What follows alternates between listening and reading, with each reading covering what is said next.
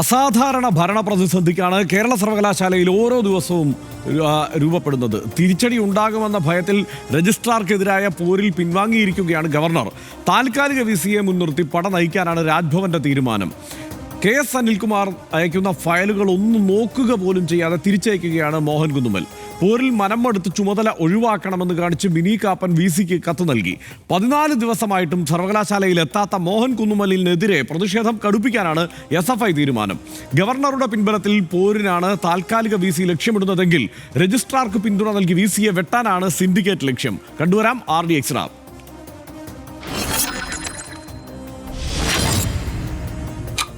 ഇരട്ട രജിസ്ട്രാർ കുരുക്കിൽപ്പെട്ട് നട്ടം തിരികുകയാണ് കേരള സർവകലാശാല. താത്കാലിക വൈസ് ചാൻസലറായ മോഹൻ കുന്നുമ്മൽ സസ്പെൻഡ് ചെയ്യുകയും സിൻഡിക്കേറ്റ് സസ്പെൻഷൻ റദ്ദാക്കുകയും ചെയ്ത KS അനിൽകുമാറും മറ്റൊരു താത്കാലിക വൈസ് ചാൻസലർ സിസ തോമസ് ചുമതല നൽകിയ മിനി കാപ്പനും ഫയലുകൾ പരിശോധിക്കുകയാണ്.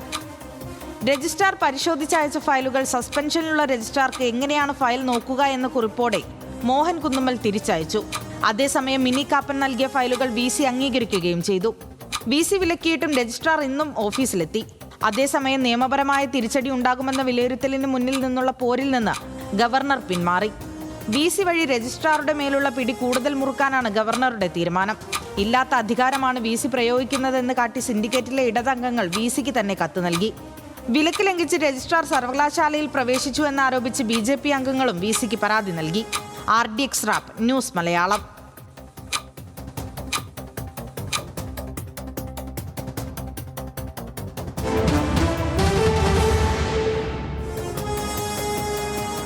താൽക്കാലിക VC-യുടെ നടപടികളെക്കുറിച്ച് ചോദിച്ചപ്പോൾ വരട്ടെ നോക്കാം എന്നായിരുന്നു സർവകലാശാല രജിസ്ട്രാർ KS അനിൽകുമാറിന്റെ മറുപടി. നമുക്കത് കേൾക്കാം. ചെയ്ത ഫയലുകൾ ഒന്നും തന്നെ തുടർ നടപടിക്ക് വിധേയമാക്കണ്ട എന്നുള്ളൊരു നിർദ്ദേശമാണ് VC നൽകിയിരിക്കുന്നത്. വരട്ടെ നോക്കാം. ശരി. മോഹൻ കുന്നുമ്മൽ VC എന്ന നിലയിലുള്ള ഉത്തരവാദിത്വം നിർവഹിക്കുന്നില്ല എന്ന് SFI സംസ്ഥാന പ്രസിഡന്റ് M ശിവപ്രസാദ് ആരോപിച്ചു. താൽക്കാലിക രജിസ്ട്രാറെ വയ്ക്കാനുള്ള അധികാരം സിൻഡിക്കേറ്റിന് മാത്രമാണെന്നും ശിവപ്രസാദ് പറഞ്ഞു. ആ രജിസ്ട്രാറെ മാറ്റുന്നൊരു ഘട്ടം വന്നാൽ പോലും താൽക്കാലികമായി ആർക്കെങ്കിലും രജിസ്ട്രാറുടെ ചുമതല കൊടുക്കണമെങ്കിലും അത് യൂണിവേഴ്സിറ്റി സിൻഡിക്കേറ്റാണ് തീരുമാനിക്കേണ്ടത്. RSSകാരന് ബോധവും വിവരമില്ലാത്തത് കൊണ്ട് മോഹൻ കുന്നുമ്മൽ അതില്ല എന്ന് നമുക്ക് എല്ലാവർക്കും അറിയാം. അദ്ദേഹം ഈ യൂണിവേഴ്സിറ്റി സ്റ്റാറ്റ്യൂട്ടേ വായിച്ചിട്ടില്ല. കേരളത്തിലെ ഉന്നത വിദ്യാഭ്യാസ മേഖലയെ തകർക്കുന്നതിനുള്ള നടപടികളാണ് കേന്ദ്ര സർക്കാരിന്റെ ഭാഗത്തു നിന്നുണ്ടാകുന്നതെന്ന് CPIM സംസ്ഥാന സെക്രട്ടറി MV ഗോവിന്ദൻ ആരോപിച്ചു.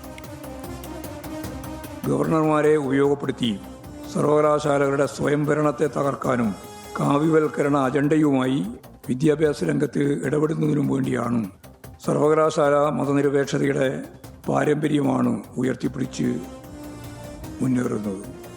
എന്നാൽ അതിൽ നിന്നും വ്യത്യസ്തമായി സംഘപരിവാറിൻ്റെ അജണ്ടകൾ നടപ്പിലാക്കാനുള്ള ശ്രമങ്ങളാണ് ഇപ്പോഴും വൈസ് ചാൻസലർമാരെ കൂടി ഉപയോഗപ്പെടുത്തി കേന്ദ്ര സർക്കാർ നീങ്ങുന്നത്.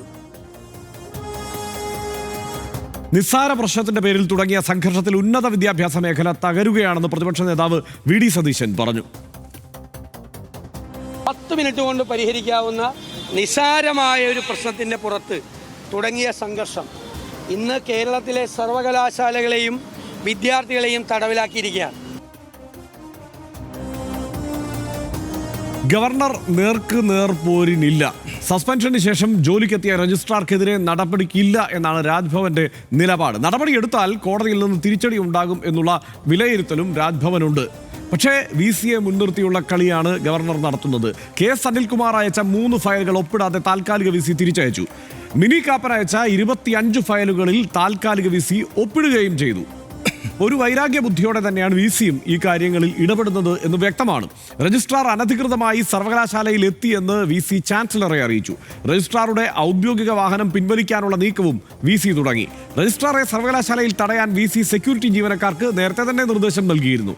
രജിസ്ട്രാറെ തടയാതിരുന്ന സെക്യൂരിറ്റി ജീവനക്കാർക്കെതിരെ നടപടിക്ക് സാധ്യതയുമുണ്ട്. എന്നാൽ പിന്മാറാത്ത നിലപാട് തന്നെ രജിസ്ട്രാറും സ്വീകരിച്ചിരിക്കുന്നു. രജിസ്ട്രാർ KS അനിൽകുമാർ ഓഫീസിൽ പ്രവേശിക്കരുതെന്ന ഉത്തരവ് നടപ്പാക്കാനായിട്ടില്ല.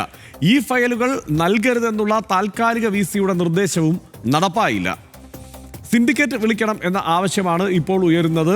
VC പ്രയോഗിക്കുന്നതില്ലാത്ത അധികാരമാണ് എന്ന് സിൻഡിക്കേറ്റ് പറയുന്നു. സിൻഡിക്കേറ്റ് യോഗം ഉടൻ വിളിക്കണം.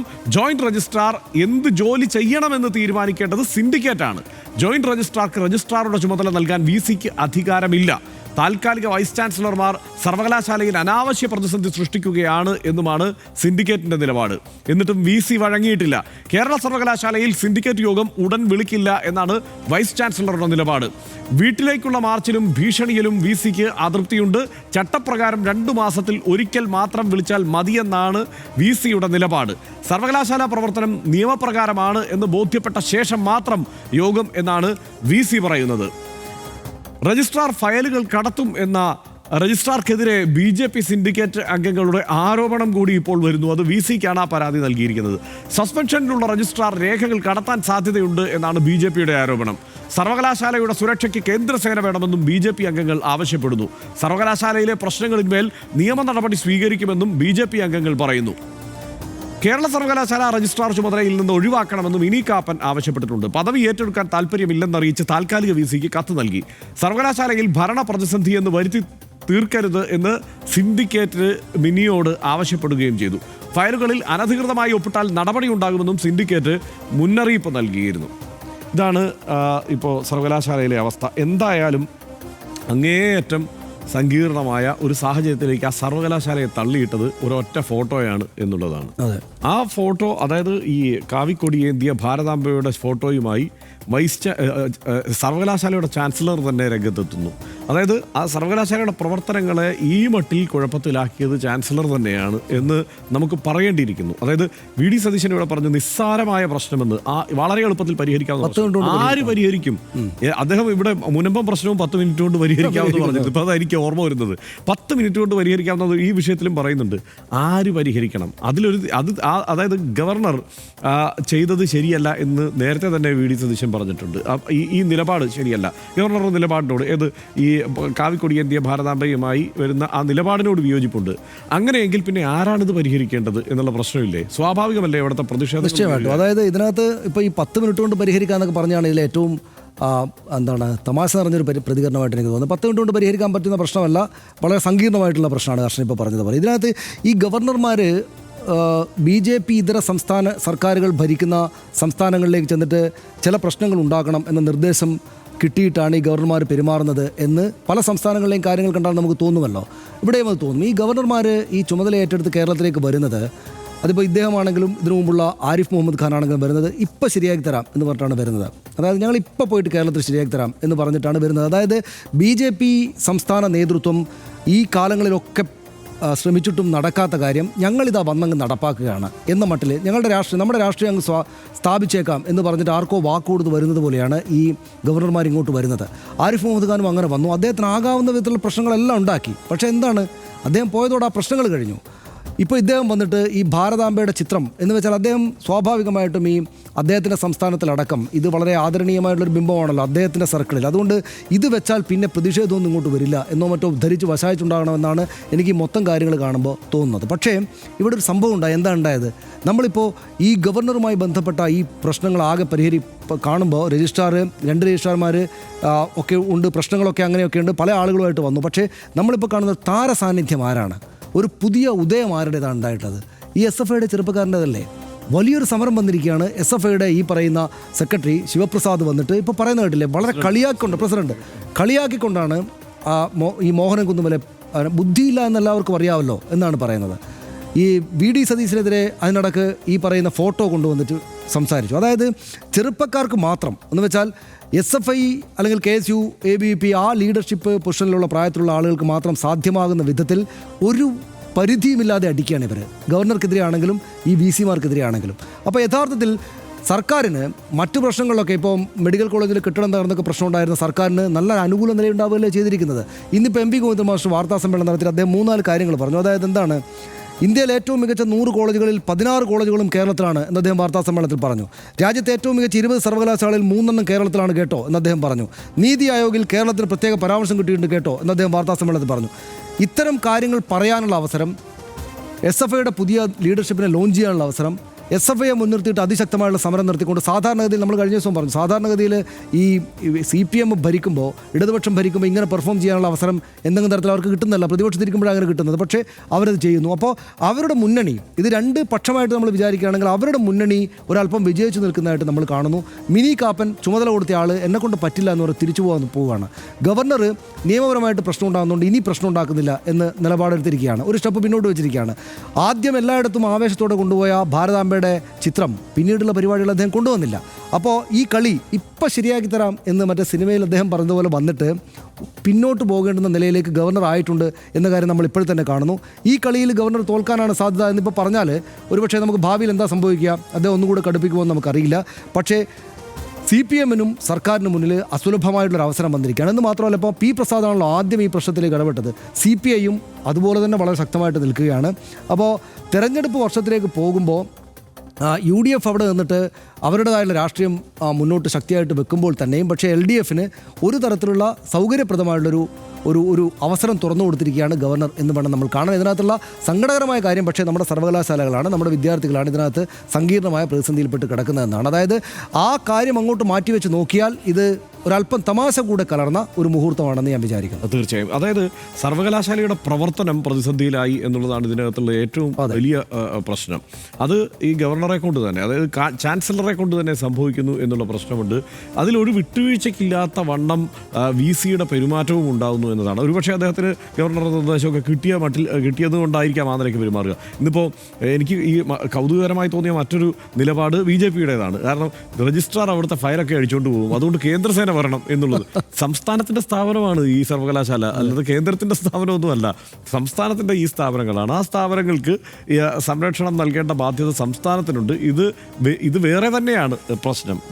ഒന്ന്, ഈ സർവകലാശാലയുടെ സ്വയംഭരണത്തിൽ ആ നിലയ്ക്ക് ഗവർണർ നേരിട്ട് ഇടപെടും.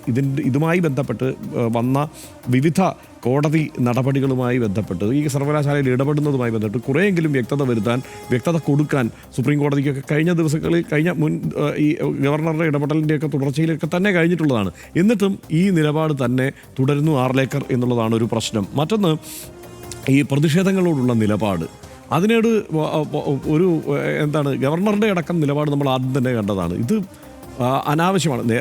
ഇതിനേക്കാൾ വഷളായിരുന്നു ആരിഫ് മുഹമ്മദ് ഖാൻ്റെ നിലപാടെങ്കിലും ഇദ്ദേഹം കുറെ കൂടി സൂക്ഷ്മമായാണ് അതിനെ കൈകാര്യം ചെയ്തത്. പക്ഷേ വിദ്യാർത്ഥി പ്രതിഷേധങ്ങൾ പാടില്ല എന്നത് തന്നെയാണ് ഈ ചാൻസലറുടെയും നിലപാട്. അത് ആവർത്തിച്ച് അദ്ദേഹം കൊണ്ടുവരുന്നു. പിന്നെ ഈ അക്കാദമിക് അന്തരീക്ഷം സമ്പൂർണ്ണമായി തകർക്കുന്ന തരത്തിലുള്ള ഒരു സാഹചര്യം അവിടെ സൃഷ്ടിക്കുന്നു. അതും ഈ ഗവർണർ തന്നെയാണ് ചെയ്യുന്നത്. പിന്നെ ഈ സമരം ചെയ്യുന്ന വിദ്യാർത്ഥികൾക്കൊരു പോരാട്ടം തന്നെയാണ്. പക്ഷേ ഈ ഗവർണറുടെ ഈ നിലപാട് കൊണ്ട്, VCയുടെ നിലപാട് കൊണ്ട് സാധാരണക്കാരായ വിദ്യാർത്ഥികൾ അനുഭവിക്കുന്ന സംഘർഷമുണ്ടല്ലോ, അതെത്ര വലുതായിരിക്കും. മാത്രമല്ല, കഴിഞ്ഞ ദിവസം നമ്മൾ ഏതാണ്ട് 80 രാജ്യങ്ങളിൽ നിന്നുള്ള വിദ്യാർത്ഥികൾ പഠിക്കുന്ന ഒരു സർവകലാശാലയാണ് കേരള സർവകലാശാല.